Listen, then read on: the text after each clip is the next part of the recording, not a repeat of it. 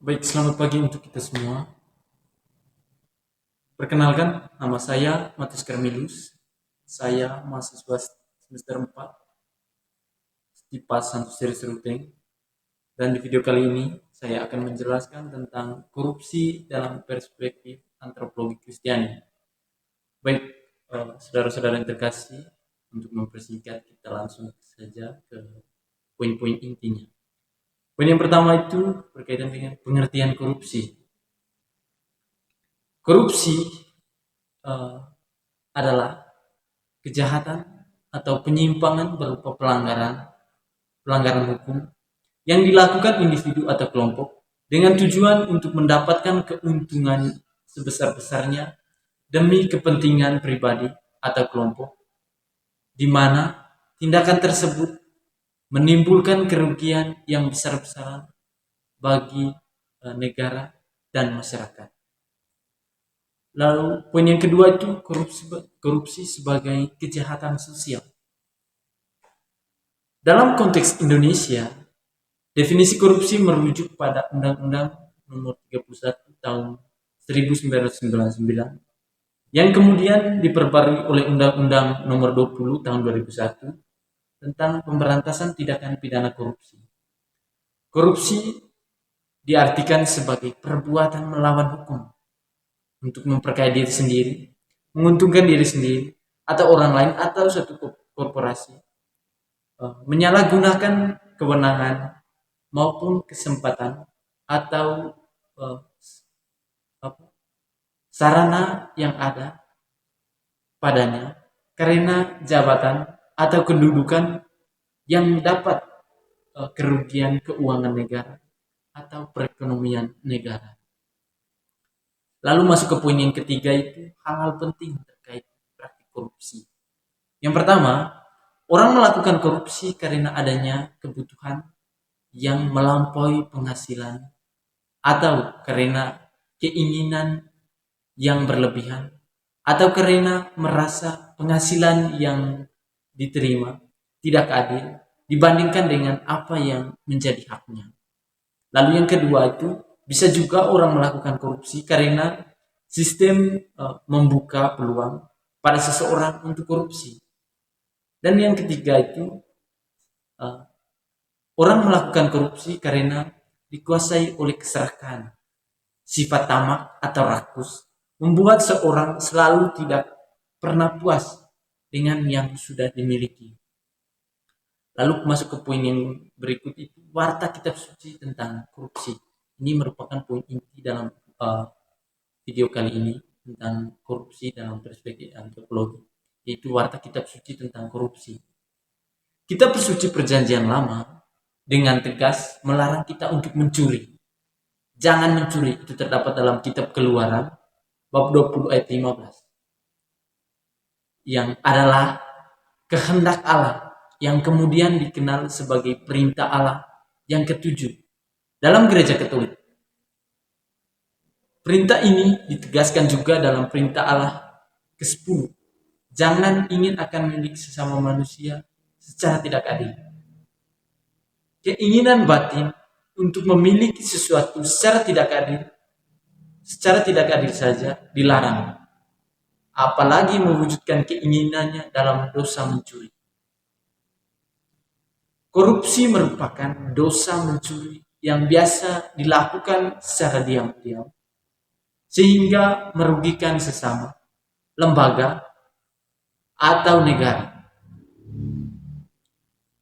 Di samping mencuri, suap sebagai bagian dari korupsi yang mendatangkan keuntungan pribadi sehingga pihak lain dirugikan. Juga dengan tegas dilarang dalam kitab Keluaran, suap janganlah kamu terima, sebab suap membuat buta mata orang-orang yang melihat dan memutarbalikkan perkara orang-orang yang benar. Itu terdapat dalam Keluaran bab 23 ayat 8. Di balik mencuri dan suap ada hal-hal yang lebih mendasar, yaitu seorang mengkhianati kepercayaan, mempermainkan kebenaran, dan mencari kesucian. Lalu yang kedua itu, korupsi muncul karena seseorang ingin memiliki apa yang bukan menjadi haknya dengan menyalahgunakan wewenang karena kerakusan. Hal ini diperlihatkan dalam kisah Gehazi, hamba Nabi Elisa yang menyembuhkan Naaman. Setelah disembuhkan, Naaman hendak memberikan hadiah kepada Elisa, tetapi Elisa menolaknya. Hambanya menemui Naaman dan dengan mengatasnamakan Elisa meminta hadiah yang sebenarnya untuk dirinya sendiri. Mengetahui hal itu, Elisa marah dan Gehazi mendapat tulah penyakit kusta yang sebelumnya diderita Naaman. Yang ketiga itu, kitab suci Perjanjian Baru memuat larangan mengenai sebagai salah satu keutamaan untuk masuk ke dalam hidup kekal. Ya. Yesus menjawab orang yang bertanya, bagaimana caranya memperoleh hidup kekal? Engkau tentu mengetahui segala perintah Allah.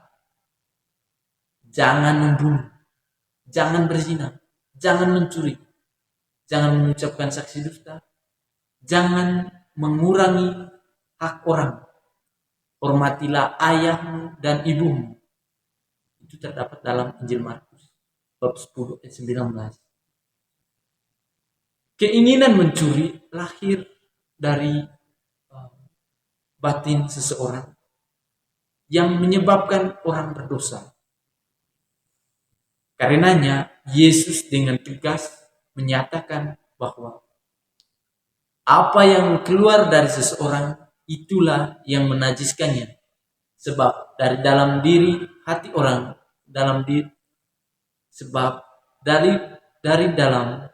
dari hati orang timbul segala pikiran jahat, pencabulan, pencurian, pembunuhan. Itu terdapat dalam Markus bab 7 ayat 20 sampai 21.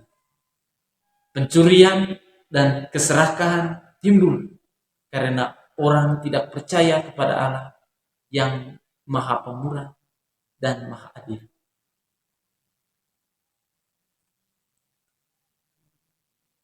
Lalu yang keempat itu, Santo Paulus mengingatkan kita bahwa cinta akan uang sebagai akar segala kejahatan dan mengajarkan kita mengajak kita untuk menghindari keserakahan. Itu terdapat dalam Timotius bab 6 ayat 10 dan Ibrani bab 13 ayat 5. Seorang yang diperbudak oleh uang memiliki kecintaan akan kelimpahan harta, kemewahan, habis itu kekuasaan, serta keinginan yang tak henti-hentinya atau serakah terhadap kemewahan, sehingga sangat mudah terjerumus dalam tindakan koruptif. Di tempat lain, ia menyatakan bahwa orang yang serakah tidak akan memperoleh bagian dalam kerajaan Allah. Terdapat dalam Efesus bab 5 ayat 5.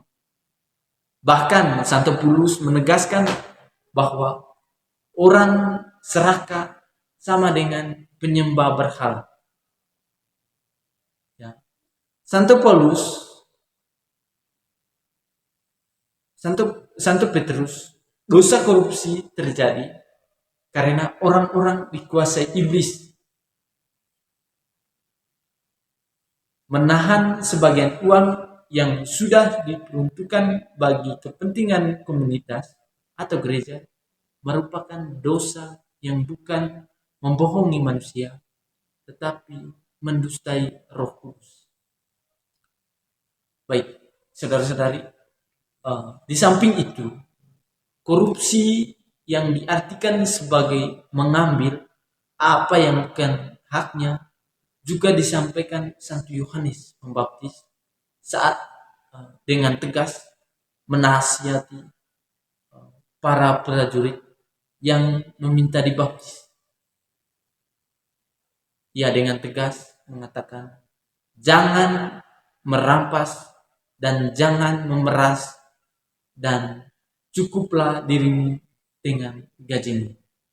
Itu terdapat dalam Injil Lukas bab 3 ayat 14. Lalu kita masuk ke poin inti yang kedua, itu ajaran gereja tentang korupsi. Yang pertama, Paus Fransiskus dalam khotbahnya pada misa harian di Domus Sanctae Martyr itu pada 11 November 2013, ia mengingatkan korupsi seperti kuburan, di mana terlihat bagus pada bagian luarnya karena dicat putih bersih, tetapi di dalamnya terdapat tubuh yang membusuk atau tulang belulang. Kuburan itu terlihat indah, namun saat dibuka menyebarkan bau busuk kemana-mana. Ya. Baik, saudara-saudari, ada orang yang mencuri uang negara atau uang perusahaan atau lembaga, lalu sebagian dari curiannya itu disumbangkan untuk kegiatan-kegiatan amal kreatif agar bisa tampil sebagai orang baik hati. Itulah kelakuan koruptor yang penuh tipu daya, kelicikan, dan kemunafikan. Dalam hal ini, dengan tegas Paus Fransiskus mengatakan bahwa seorang Kristen yang terlibat korupsi bukanlah Kristen. Lalu yang kedua, dalam tahun suci luar biasa, dalam tahun suci luar biasa kerahiman ilahi, Paus Fransiskus mengajak juga para koruptor untuk memohon pengampunan dari Allah. Ya. Di mana ajakan yang sama dalam tindakan Paus Fransiskus, perluasan kepada mereka yang melakukan atau terlibat dalam korupsi.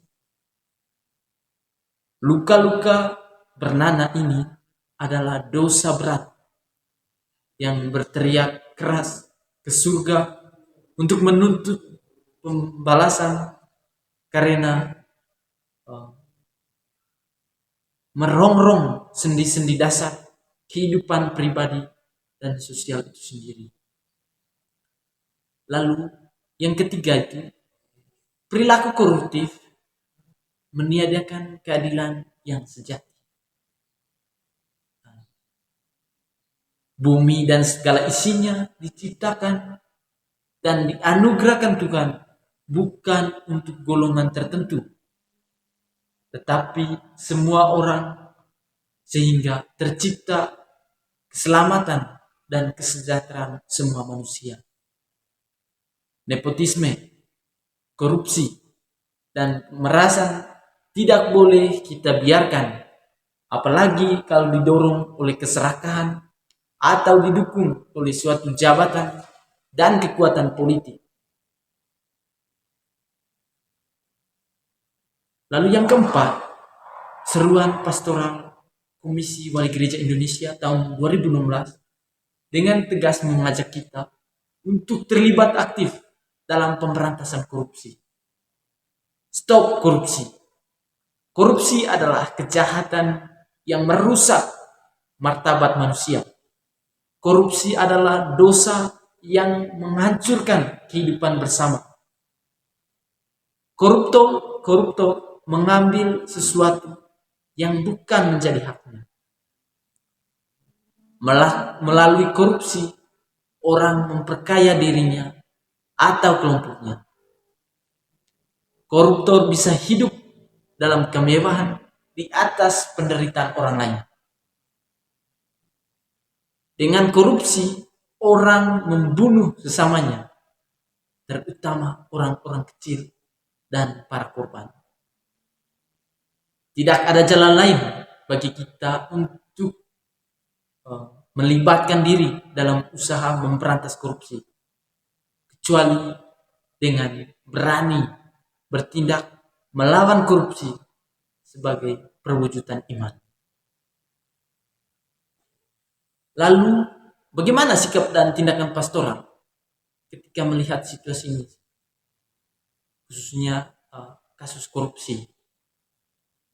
Baik, karena korupsi sudah sedemikian meluas, pemberantasannya membutuhkan sikap yang tegas dan tindakan pastoral yang pas, mulai dari keluarga, sekolah, tempat kerja, dan gereja. Pemberantasan harus dilakukan melalui gerakan bersama dalam sebuah sistem yang transparan, akuntabel, dan kredibel. Tumbuhnya kepekaan individu dan kepedulian sosial terhadap masalah-masalah korupsi. Baik, hal-hal yang perlu kita benahi, yang pertama itu dalam lingkungan keluarga. Saudara-saudara terkasih, kita tahu bahwa keluarga adalah sel pertama dan vital bagi masyarakat. Dan sekolah kemanusiaan yang lebih mendalam.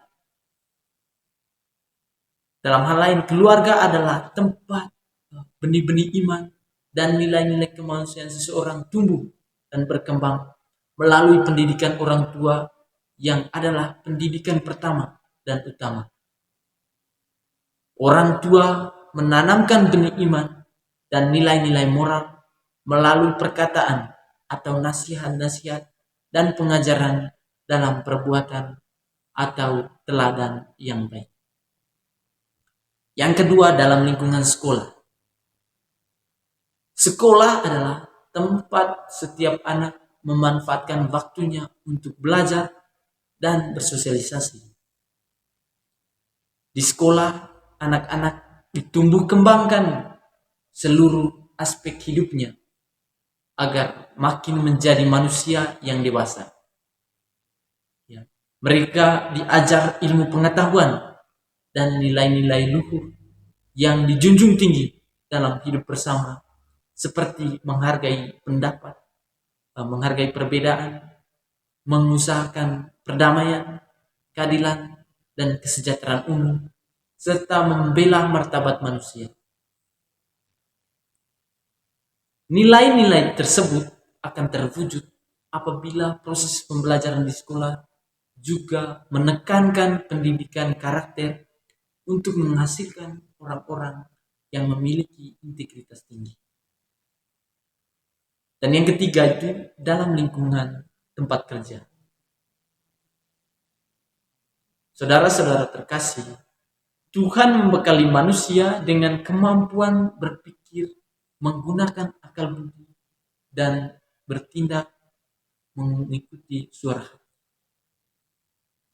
Ada banyak orang baik yang bekerja jujur dengan sepenuh hati di berbagai kantor, pemerintahan atau swasta, bahkan di dunia bisnis. Mereka tetap memiliki integritas dan loyalitas yang tinggi. Namun, orang-orang seperti ini sering tak sanggup menghadapi kekuatan para koruptor dengan jaringannya yang menggurita atau menjalar kemana-mana. Dalam situs seperti itu, karakter memilih diam dan tidak ikut-ikutan. Ya. Orang-orang seperti inilah yang masih menjadi harapan bagi sebuah perubahan. Tidak memihak dan tidak ikut-ikutan mungkin selama ini didasarkan baik dan aman bagi dirinya. Sebagai orang Katolik, kita harus berbuat sesuatu atau aktif mencegah dan memberantas korupsi. Lalu yang terakhir itu dalam lingkungan gereja. Baik, saudara-saudara, kita ketahui bahwa gereja sebagai komunitas beriman tidak lepas dari struktur institusional, lingkungan, wilayah, stasi, paroki, dan keuskupan sebagai bagian dari gereja universal dilengkapi aneka perangkat dan personil yang membuat lembaga tersebut mewujudkan aktivitasnya seperti organisasi lainnya yang juga tidak kebal dari godaan korupsi. Kita menyadari bahwa perilaku korupsi juga bisa menjangkit sendi-sendi kehidupan gereja. Pola korupsi yang ada dalam lingkungan gereja biasanya mengikuti pola korupsi yang ada di lembaga atau tempat-tempat lain, seperti penggunaan anggaran yang yang tak bertanggung jawab, lalu penggelembungan anggaran saat membuat proposal kepanitiaan, adapun menggunakan bon pengeluaran fiktif yang direkayasa, lalu meminta komisi atas pembelian barang, dan yang terakhir itu menghabiskan biaya yang dipapaskan dengan anggaran pendapatan. Baik, saudara-saudara terkasih, itu saja materi yang dapat saya paparkan pada kesempatan ini berkaitan dengan bagaimana perilaku korupsi itu dapat diatasi dan